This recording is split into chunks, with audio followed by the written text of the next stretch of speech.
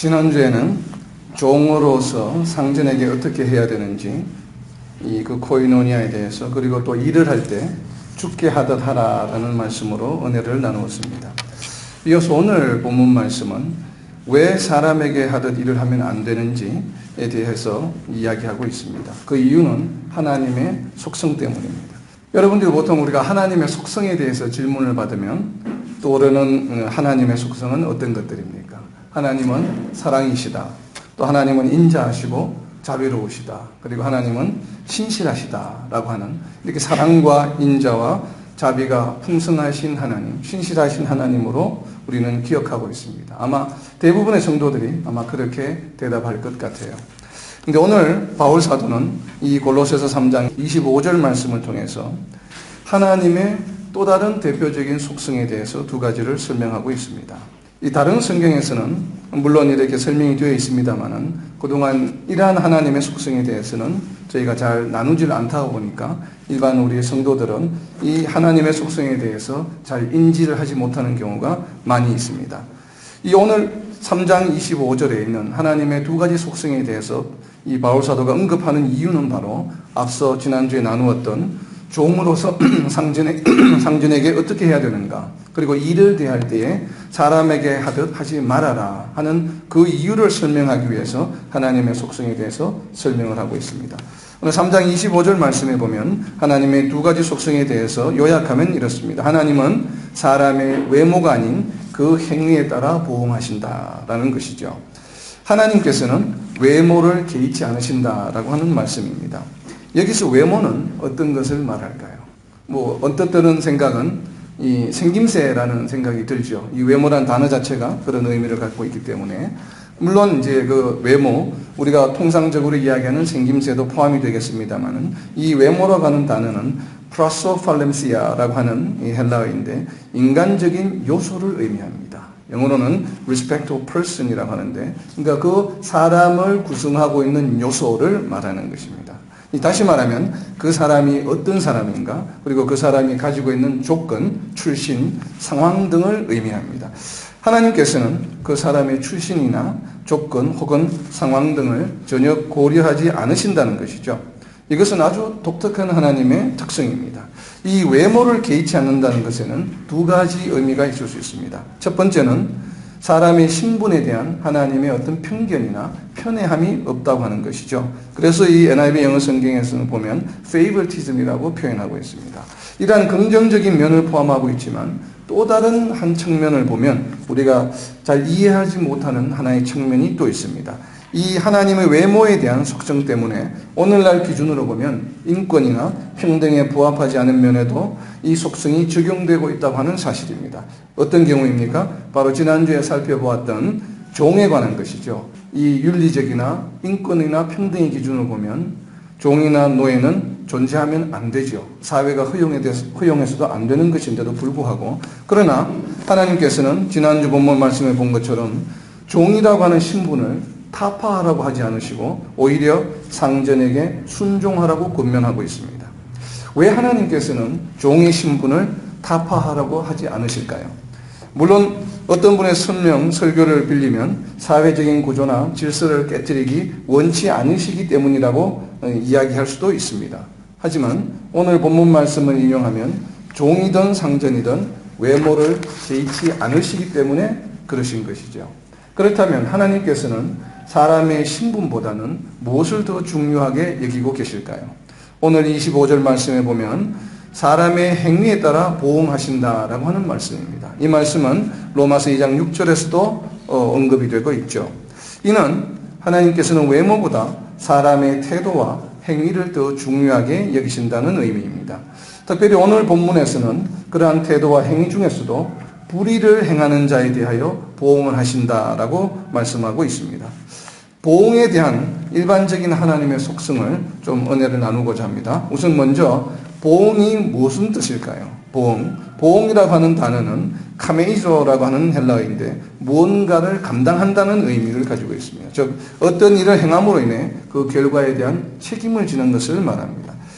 성경에서 이 한글로 보응이라고 번역되어 있는 그 구절들을 살펴보면 대부분 악행에 대한 징벌의 의미가 많습니다. 이에 반해 이제 선한 일에 대한 결과로 받는 것을 상급이라고 번역하고 있습니다. 이사야서 40장 10절과 62장 11절을 보면 상급이 그에게 있고 보응이 그의 앞에 있다라는 표현을 쓰고 있습니다. 보응에 대한 하나님의 속성은 어떤 것일까요? 방금 살펴본 것처럼 한글 개역개정 성경에는 보응이라는 단어가 약 53구절에 사용되고 있습니다. 이를 살펴보면 하나님께서 보응하시는 경우들을 알 수가 있는데, 첫 번째로 출애굽기 32장 34절에 언급되어 있는 죄에 대해서 보응하신다. 그리고 예레미야서 13장 2절에는 악행, 그리고 에스겔서 7장 8절에서는 가정한 일, 그리고 히브리서 2장 2절에는 불순종에 대해서 보응하신다고 이야기하고 있습니다. 그리고 시편 91편 8절에는 악인에 대해서 보응하신다. 그리고 잠언 14장 14절에서는 마음이 굽은 자에게 보응하신다라고 되어 있습니다. 죄와 악행 그리고 악인들에게 보응하시는 것은 너무나 당연한 하나님의 속성이지요. 그런데 흥미로운 것은 잠언 11장 31절과 잠언 14장 4절 말씀에 의인과 선한 사람에게도 보응하신다고 하는 내용입니다. 이 얘기는 두 가지 의미가 있을 수 있죠. 의인과 선한 사람이 선한 행동을 함으로 인해서 선한 보응을 하시는 거예요. 그러니까 우리가 일반적으로 지금 성경에서 한글 성경에 보응이라고 번역되어 있는 것은 대부분 징벌의 의미이지만 또 선한 의미의 보응도 있습니다. 그러한 측면에서 이 선한 행동에 대한 의인과 선한 사람의 행동에 보응한다는 의미도 있고, 또 다른 한 측면은 비록 의인이라 할지라도 선한 사람이라고 할지라도 죄를 지을 수 있기 때문에 그 의인이라 할지라도 구원을 받은 존재인 의인이라 할지라도 죄를 짓게 되면 반드시 보응을 받는다라고 하는 의미가 있습니다. 그리고 이어서 신명기 7장 10절에서는 하나님을 미워하는 자에게 보응하신다고 이야기하고 있습니다. 이와 같이 악한 자들과 또 악행에 대해서 하나님께서 하나님을 대적하는 자, 하나님을 미워하는 자들에게 보응하신다라고 설명하고 있습니다. 다음에 있는 또 하나의 하나님이 보응하시는 그룹은 하나님께서 우리를 위해서 하시는 보응입니다. 시편 54편 7절에 보면 내 원수를 위해서 하나님께서 보응하신다. 이것은 하나님이 아니고 우리 자신들, 하나님의 백성들을 위해서 우리 하나님 백성의 원수들에게 보응하신다. 그리고 시편 92편 11절에는 보면 나를 치는 행악자들에게 하나님께서 나를 대신해서 보응해 주신다고 이야기하고 있습니다. 그리고 시편 109편 20절에는 나에 대해서 악담하는 자들에게도 보응하신다. 그러니까 나를 치는 자뿐만 아니라 이거는 뭐예요? 저는 알지 못해요. 악담하는 자, 제 눈앞에서 저에게 악담을 하면 싸움이 되겠지만, 그러나 내 뒤에서 어딘가에서 나를 악담하는 자도 하나님께서는 아시고 어떻게 하신다고요? 보응해 주신다고 하기 때문에 여러분 안심하셔도 됩니다. 그리고 또 시편 118편 7절에는 심지어 나아가서 나를 미워하는 자에게도 보응하신다. 누가 나를 미워하는지 나를 좋아하는지 우리는 알 길이 없죠. 그러나 전혀 염려할 필요 없어요. 왜요? 하나님께서 보응해 주시기 때문에 알아서 다 보응해 주시겠다고 이야기하고 있습니다. 그리고 이사야서 17장 14절에서는 나를 노략하고 강탈하는 자들에게도 하나님께서는 보응하신다고 이야기하십니다. 이렇게 하나님께서는 나의 대적자들에게도 나를 대신하여 보응하십니다. 내 원수와 대적에게 심지어 나를 미워하고 악담하는 자에게까지 보응하시는 이유는 무엇일까요? 그러면 그 이유를 한번 살펴보겠습니다. 시편 92편 11절 말씀, 내 원수들이 보응받는 것을 내 눈으로 보며 일어나 나를 치는 행악자들의 보응받는 것을 내 귀로 들었도다. 왜 나를 대신해서 하나님께서 보응하신다고 이야기하십니까? 하나님께서 보응하시는 것을 어떻게 해요? 내가 내 눈으로 보게 하고 또 내 귀로 듣게 하신다는 것이. 내 눈으로 보게 하고 내 귀로 듣게 하시는 이유는 그럼 뭘까요? 인간적인 면이 있습니다. 첫 번째는 우리가 누군가가 나를 미워하고 악담을 우리가 누군가 한다는 걸 들으면 우리의 마음이 어때요? 안 좋죠. 그 안 좋은 마음이 언제 풀어집니까? 좀 속된 표현이지만 하나님께서 보응하시면 시원한 속이 후련하죠. 이게 좀 못되고 나쁜 마음이지만 그러나 어쨌든 우리가 감정을 가지고 있는 사람이다 보니까 그것을 봄으로 인해서 위로를 받습니다. 이것이 참 사악한 마음이긴 하지만 그러나 인간의 한계이죠. 우리가 그리스도의 옷을 입고 있지만 여전히 그 속에 우리가 죄성을 가지고 있는 육신을 가지고 있다가 보니까 하나님께서 어떻게 해서든 우리의 마음을 위로를 해주시고 편하게 해주시는 하나님의 방법 중에 하나이기도 합니다. 그렇죠? 그리고 또 하나는 방금 이제 말씀하신 것처럼 우리에 대한 경고입니다. 이것이 왜 우리에 대한 경고가 될까요? 우리 자신들도 미워하고 악담을 할 때가 있죠. 그러니까 우리도 동일하게 내가 악담하는 사람, 내가 미워하는 사람을 대해서 하나님께서 나에게 어떻게 해요? 보응하신다는 것을 내 눈으로 보고 듣게 하신다는 거죠. 그러니까 그것을 내 눈으로 직접 보고 듣게 하고 난 다음에는 과연 어떤 강심장이 이 악담을 하고 미워하는 마음을 가질 수 있겠습니까? 그렇기 때문에 하나님께서는 실제로 우리에 대해서 악담하고 미워하는 자들을 보응하시는 것을 우리에게 보고 듣게 하심으로 인해 우리도 그렇게 하지 않도록 일종의 경고를 하시는 것이죠.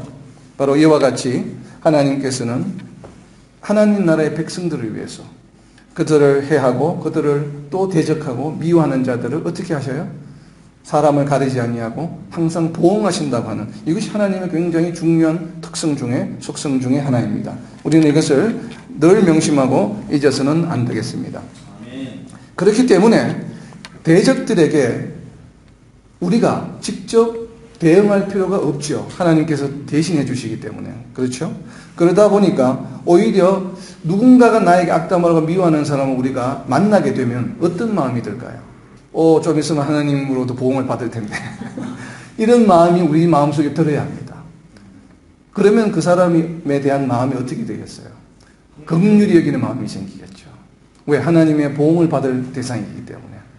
내가 하나님의 보응을 받을 대상이 아닌 게 얼마나 위로가 됩니까? 그리고 또 그 사람이 하나님의 보응을 받을 수밖에 없다고 하는 것을 우리가 알기 때문에 그 사람에 대한 긍휼한 마음이 생기는 것이죠. 그렇기 때문에 원수를 사랑할 수 있게 되는 것입니다. 우리가 하나님께서 예수님께서 이 땅에 오셔서 우리로 하여금 원수를 사랑하라 라고 말씀하셨는데 그 원수를 사랑할 수 있는 이유는 뭐예요? 그 원수가 하나님의 보응의 대상이 되기 때문에 그러니까 그 원수를 어떻게 해요? 긍휼히 여기고 그 미워하는 상태, 하나님의 보응을 받을 수 있는 상태에서 돌아오도록 우리가 기도하고 인도해 줄 필요가 있죠. 그것이 바로 하나님의 사랑을 이 땅에서 실천하는 것이요 원수를 사랑하는 방법이죠. 자, 지금까지의 하나님의 보응하는 대상은 그래도 잘 이해가 됩니다. 좀 그리고 어느 정도 수긍이 가는 얘기들인데 마지막으로 있는 이 5번째에 있는 하나님의 보응의 대상은 자칫 잘못하면 우리가 잘 인지하지 못하는 바로 보응의 대상입니다. 악행도 아니고 죄를 짓는 것도 아니지만 하나님께서 보응하시는 경우가 있습니다. 히브리서 2장 3절 말씀입니다. 우리가 이같이 큰 구원을 등한히 여기면 어찌 그 보응을 피하리요. 이 구원은 처음에 주로 말씀하신 바요 들은 자들이 우리에게 확정한 바니. 무엇에 보응하신다고요? 우리가 구원받은 사실을 어떻게 해요? 등한히 여기면 하나님께서 보응하시겠다고 징벌하시겠다고 지금 말씀하고 계신 거예요. 그렇다면 우리가 구원을 등한히 여기는 것은 어떤 의미입니까? 바로 위에 있는 1절에 보시면 그러므로 우리는 들은 것에 더욱 유념함으로 우리가 흘러 떠내려가지 않도록 함이 마땅하니라. 바로 이 말씀이죠. 우리가 들은 복음의 소식, 구원의 소식, 그리고 우리가 날마다 묵상하는 하나님의 말씀, 우리에게 들려주시는 레마의 음성, 그리고 로고스의 음성, 또 이렇게 설교를 통해서 듣게 되는 캐리그마의 음성을 듣고도 그것을 어떻게 해요? 그냥 흘려 떠내려 보내는 현상을 하나님께서는 등한히 여긴다고 말씀하고 계십니다. 그러면 등한히 여기지 않으려면 어떻게 해야 돼요? 그것을 잘 명심하고 우리 마음속에 어떻게 해야 돼요? 깊이 새겨서 생활 속에 실천해야 되겠죠. 이것이 바로 살아있는 믿음이라고 우리는 이야기를 하고 야고보도 바로 이것을 죽지 않은 믿음이라고 이야기했죠. 이것을 등한히 흘릴 때 야고보 기자는 뭐라고 이야기합니까? 죽은 믿음이다라고 이야기하는 것이죠. 바로 이와 같이 이 히브리서 기자도 마찬가지로 우리가 들은 복음의 소식, 이 구원의 소식, 이것을 그리고 우리가 날마다 묵상하는 하나님의 말씀을 묵상하고 깨달을 때마다 그것을 생활 속에 실천하도록 그냥 흘려 떠내려 보내지 않도록 하라고 유념하라고 이야기하고 있습니다.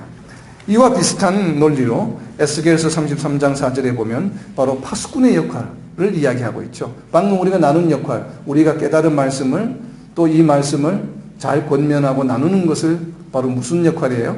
파수꾼의 역할이죠. 그래서 우리가 에스겔서를 공부하면서 늘 이야기했던 듣고서도 전하지 않으면 그 전하지 않은 자에게 듣지 않은 자들에 대한 그 핏값을 묻겠다고 하신 이 바로 파수꾼의 역할을 이야기하는 것입니다. 그래서 우리가 구원을 등한히 여긴다고 하는 것은 파수꾼의 역할을 소홀히 하는 것이죠. 그래서 파수꾼의 역할을 소홀히 하게 되면 반드시 하나님께서는 그에 보응하신다고 하는 것을 우리는 명심해야 되겠습니다. 이와 같이 5가지 그룹으로 이 외에도 많은 보응의 대상이 있긴 합니다만 개역개정 한글 성경 기준으로 보응이라고 하는 단어를 직접 사용하는 경우에 해당하는 것들만 정리를 해봤습니다.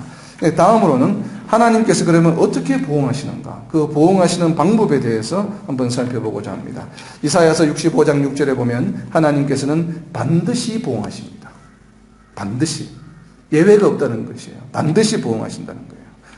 어느 정도로 반드시 보응하시냐 하면 예레미야서 32장 19절 말씀, 주는 책략에 크시며 하시는 일에 능하시며 인류의 모든 길을 주목하시며 그의 길과 그의 행위의 열매대로 보응하시나이다. 어떻게 보응하신다고요? 아담 이후에 인류 역사의 모든 길을 감찰하십니다. 예외가 없어요. 이거는 앞으로 예수님이 다시 오실 때까지 마찬가지예요. 얼마나 강조하고 있습니까? 인류의 어떤 특정한 사람도 아니고 특정한 민족도 아니에요. 전 인류의, 창조 이래로 전 인류의 모든 길을 주목하시며 그의 길과 그의 행위의 열매대로, 행위가 함대로 어떻게 해요? 거기에 맞춰서 보응하시겠다. 이것이 하나님의 중요한 특성입니다. 우리는 이 중요한 특성을 잊어서는 안 됩니다. 이 표현은 조금 무서운 표현인데 조금 긍정적으로 위로가 되는 표현으로 바꿔서 말씀하고 있는 게 잠언 16장 9절 말씀입니다. 사람이 마음으로 자기의 길을 계획할지라도 그의 걸음을 인도하시는 이는 여호와시다. 우리가 많은 계획을 합니다. 그러나 그 계획을 하지만 그 계획대로 잘 진행이 될지 안 될지는 누가 결정하셔요? 하나님께서. 우리가 어떻게 하느냐에 따라서 그 다음 단계를 정하신다고 하는 거예요. 그러니까 우리가 어떤 단계의 일을 할 때에 어떻게 하느냐에 따라서 그 다음 결과는 하나님께서 결정하시는 것이지 우리의 노력과 의지로 되는 것이 아니라고 하는 것을 우리는 분명히 명심해야 됩니다. 이것이 바로 아까 살펴보았던 예레미야서 32장 19절의 말씀이에요. 인류의 모든 길을 이렇게 주목해 오셨습니다. 그래서 우리가 이스라엘 백성들이 또는 성도들이 하나님 나라의 백성들이 어떻게 하느냐에 따라서 인류의 역사는 진행되어 왔습니다. 그리고 지금도 진행되고 있고 그리고 앞으로도 진행될 것이라고 하는 것을 우리는 반드시 명심해야 됩니다. 여기서 우리가 유의해야 될 것은 하나님의 섭리라고 하는 것은 이미 우리가 어떤 길로 어떻게 해서 갈 거야. 너는 인도에 가게 돼 있어. 너는 뭘 하게 돼. 이렇게 되어 있는 것이 아니에요. 절대로. 이걸 혼돈하면 안 됩니다. 하나님의 섭리라고 하는 것은 방금 우리가 살펴본 것처럼 하나님께서 우리가 어떻게 하느냐에 따라서 그 다음 단계가 정해지는 것이에요. 이것이 하나님의 섭리입니다. 이것을 하나님의 섭리라고 이야기하고 그 섭리를 잘 알려면 어떻게 해야 될까요? 특히나 구약 성경을 잘 꿰뚫어야 되겠죠. 구약 성경이 우리에게 여러 가지 은혜가 되고 귀중하지만 특별히 하나님의 섭리를 이해하는 데는 대단히 중요합니다. 여러 가지 케이스에 따라서 하나님이 어떻게 대응하시는가를 우리가 구약을 통해서 잘 알 수가 있죠. 그래서 바로 이와 같이 우리의 마음이 자기의 길을 계획할지라도 그 걸음을 여호와께서 인도하신다고 하는 것. 그러면 이제 우리가 이 의문이 하나 생기죠. 자비롭고 은혜로우신 하나님께서 우리가 회개하면 어떻게 해주셔요? 용서해 주시잖아요. 그래서 인자하신 하나님, 사랑이 풍성하신 하나님, 우리가 어떤 죄를 짓더라도 용서해 주신다고 하셨는데 방금 읽은 성경 구절을 보면 인류의 역사대로 일일이 찾아가시면서 다 보응하시겠다고 하시니 그럼 도대체 이건 어떻게 된 일일까요? 그래서 그 답이 출애굽기 34장 7절에 있습니다. 성경 66권을 통틀어서 유일하게 딱 한 구절 하나님께서 모세에게 직접 하나님이 어떤 분이신지를 설명하는 말씀 구절입니다. 그래서 이 구절은 외워두시는 것이 좋습니다. 6절에 보시면 여호와께서 그의 앞으로 지나시며 지금 모세에게 말씀하시는 겁니다. 여호와라 여호와라 나는 자비롭고 은혜롭고 노하기를 더디하고 인자와 진실이 많은 하나님이다. 우리가 알고 있는 하나님이죠. 사랑이 많고 인자하신 하나님. 그런데 이어서 7절 말씀을 보시면 인자를 이러한 내가 너희를 사랑하는 것을 천대까지 베풀며 악과 과실과 죄를 용서하리라. 용서해 주신다고 하시죠. 용서하십니다. 그러나 벌을 면제하지는 아니한다. 용서해 주셔요. 분명히 그러니까 이제 무슨 안 되죠. 분명히 말씀대로 용서해 주십니다. 우리가 죄를 지으면 어떠한 죄라도 회개하면 어떻게 해 주신다고요? 용서해 주시. 이거는 하나님께서 직접 하신 말씀이에요. 선지자 입을 통해서 하신 말씀이 아니라 모세에게 직접 하신 성경 66권 중 유일하게 하나님이 어떤 분이신 본인을 어떤 존재라고 하는 것을 설명하시는 두 구절이에요. 대단히 중요한 말씀입니다. 그렇죠? 맞아. 너희 말대로 나는 인자가 많고 사랑이 많아. 그래서 너희가 죄를 짓고 용서를 회개하고 용서를 구하면 내가 용서해 준다. 다. 그런데 뭐예요? 그러나 절대로 벌을 면제하지는 않는다. 그리고 이 악행을 어떻게 해요? 자손 3, 4대까지 보응하리라. 대신에 인자는 1000대까지. 죄는 3, 4대까지. 그래서 히스기야의 죄로 인해서 그 아들이 죄를 받게 되는 겁니다. 비록 히스기야가 회개했다 할지라도 내 당대에 그 보응이 올 수도 있고 내 다음 세대에 보응이 올 수도 있다고 분명히 히스기야의 에피소드를 통해서 이야기하고 있죠. 그래서 이 11개도 보면 히스기야 당대에는 하나님께서 보응하지 아니하시니라 라고 설명하고 있는 겁니다. 근데 그 보응이 어디로 갔어요? 그 아들에게로 갔죠. 그래서 그 아들로 인해서 결국은 남유다가 멸망하게 되는 계기가 되죠. 이것이 여호와 하나님의 특징이에요. 이 여호와 하나님의 특징은 예수님이 이 땅에 오셨다고 해서 변화될까요? 바뀔까요? 안 바뀔까요? 바뀌지 않아요. 하나님의 속성은. 태초부터 계셨고 지금도 계시고 예수님이 다시 오실 그때까지도 이 속성은 유효하고 하나님은 왜요? 그대로시죠. 변함이 없으신 분이고 신실한 분이시기 때문에 우리는 이 여호와 하나님의 속성을 잘 명심하고 이해해야 됩니다. 다음 성경 구절은 무섭습니다. 예레미야서 51장 56절에 보면 하나님께서 왜 이렇게 반드시 보복하시는가 하면 여호와는 보복의 하나님이시다라고 이야기합니다. 예레미야서 51장 56절에 보면 여호와는 보복의 하나님이시다라고 선언하십니다. 그렇기 때문에 반드시 보응하신다는 거예요. 여호와는 자비와 인자의 하나님이시기도 하지만 보복의 하나님이심을 잊어서는 절대 안 됩니다. 보응을 하시되 철저하게 하시는데 얼마나 철저하게 하시냐면 에스겔서 14장 4절에 보면 우상의 수요대로 보응하시겠다. 내가 5개의 우상을 섬기면 그것은 몰아서 한 번에 보응하시는 게 아니라 어떻게 하신다고요? 5번 보응하시겠다는 거예요. 얼마나 철저하게 보응하시는가를 에스겔서 14장을 통해서 말씀하고 있습니다. 그리고 좀 더 나아가서 이사야서 65장 7절에 보면 어떻게 보응하시냐 하면 이제는 보응하시는 방법인데 품에 보응하시겠다 라고 이야기하십니다. 이 품이라고 하는 것은 히브리어로 K라고 하는 단어인데 가슴, 뿌리, 밑바닥이라는 의미예요. 그러니까 밑바닥까지 철저하게 보응하시겠다는 것을 의미합니다. 아예 뿌리를 뽑으시겠다는 것이죠. 보응하실 때. 그래서 또 이사야서 66장 6절에는 보면 심장을 살피며 폐부를 시험하고 행위와 행실대로 보응하시겠다. 지금까지 우리가 이 하나님이 보응하시는 것은 뭐예요? 우리의 행위대로 보응하시겠다고 그랬죠. 이 이사야서 66장 6절, 6이 3개입니다. 66장 6절에 보시면 뭐를 살피신다고요? 심장과 우리의 폐부까지. 영어 성경에 보면 heart and mind라고 되어 있습니다. 그러니까 우리의 마음과 생각까지 감찰하셔서 어떻게 하신다고요? 보응하시겠다고 하시는 거예요. 이것은 예수님께서 하신 말씀이죠. 그죠? 우리가 흔히 상식적으로 알고 있는 것은 구약은 율법대로 행위에 의해서 심판을 받는다. 그리고 예수님이 오셔서 마음에 품은 음욕까지도 간음이라고 이야기하셨다 해서 율법이 강화되었다고 이야기 많이 합니다. 그런데 오늘 한번 보세요. 이 지금 이사야서 66장 6절에 보시면 이미 구약에서도 하나님께서 뭘 하셔요? 우리의 마음과 생각까지도 시험하고 행위와 행실대로 보응하시겠다. 행위뿐만 아니라 우리의 마음속에 있는 것까지도 다 감찰하셔서 그에 따르는 보응을 하시겠다는 말씀을 하고 계십니다. 그렇기 때문에 하나님은 구약시대 때 하나님이나 예수님이 오시고 나서 신약시대 하나님이나 동일하신 분이에요. 이 말씀은 행위의 이면에 있는 우리의 마음과 생각까지도 살펴서 보응하시겠다고 하는 말씀입니다. 근데 보응하실 때 어떻게 하십니까? 에스겔서 22장 31절에 보면 하나님의 분노를 그들 위에 쏟으며 진노의 불로 멸하신다라고 되어 있습니다. 분노와 진노하셔서 보응하시는 것이죠. 웃으면서 보응하시는 게 아니에요. 진노와 불로서 보응하신다. 때로는 사람들 스스로 행하도록 보응하시기도 하십니다. 내버려 두시게 돼요. 방금 본 것처럼 진노하셔서 불과 이러한 어떤 질병과 칼과 우리가 하죠 짐승과 이런 게 있었죠. 구약에 보면 하나님께 사용하신 4가지 툴이 있는데 그러한 것으로 보응하시기도 하지만 또 때로는 하나님께서 아무것도 하지 않으시면서 그냥 방임 상태에 내버려 둠으로써 보응하시기도 합니다.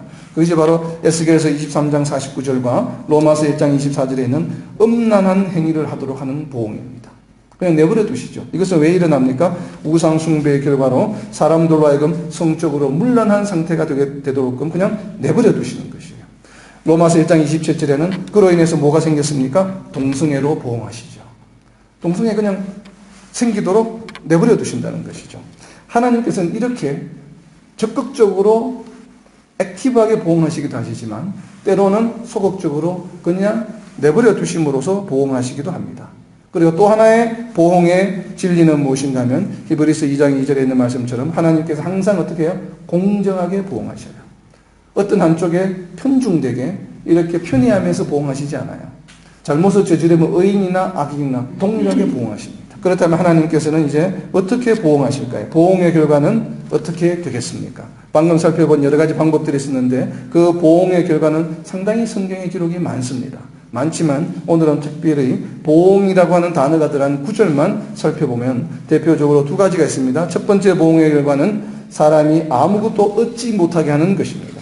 이 욥기에 보면 욥기 15장 31절에 보면 하나님께서는 우리 사람들을 허무하게 하신다라고 이야기하고 있습니다. 15장 29절 말씀에 바로 그러한 표현이 있습니다. 부유하지 못하고 재산이 보존되지 않고 소유가 땅에서 정식되지 않게 하시겠다. 그러니까 부자가 되지 않게 하시고 재산이 있어도 어떻게 해요? 술술 새게 하신다고 하는 그 말씀이 있었죠. 주머니에 넣어도 그냥 술술 새어버리는. 그리고 그 소유가 땅에서 정식되지 않게 하시겠다.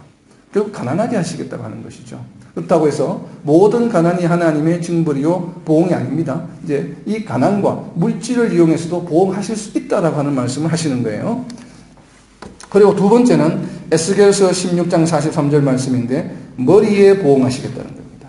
이 머리에 보응하신다는 것은 생명을 거두시겠다고 하는 의미죠. 왜 하나님께서 극단적으로 이렇게 생명을 거두시는 보응을 하실까요? 그 이유가 에스겔서 16장 43절에 있습니다. 내가 어렸을 때를 기억하지 아니하고 이 모든 일로 나를 분노하게 하였은즉 내가 네 행위대로 내 머리에 보응하리니 네가 이 음란과 네 모든 가증한 일을 다시는 행하지 아니하리라. 머리에 보응하신 이유가 뭐예요? 다시는 행하지 않게 하기 위함이에요. 가장 확실한 방법이죠. 하나님께서 보응하시는 이유 중에 가장 극단적인 이 보응의 방법을 지금 에스겔서를 통해서 설명하고 있습니다. 때로는 경제적인 빈곤함을 주시기도 하시고 사용하시기도 하시고 물론 칼도 전쟁도 이용하시고 전염병도 이용하시고 많이 하시는데 또 오늘 특별히 에스겔서 16장 43절에서는 머리에 보응하시겠다. 이 하시는 이유는 뭐예요? 다시는 우리로 하여금 그러한 일을 반복하게 하지 않기 위해서 재발을 방지하기 위한 가장 확실한 방법이죠.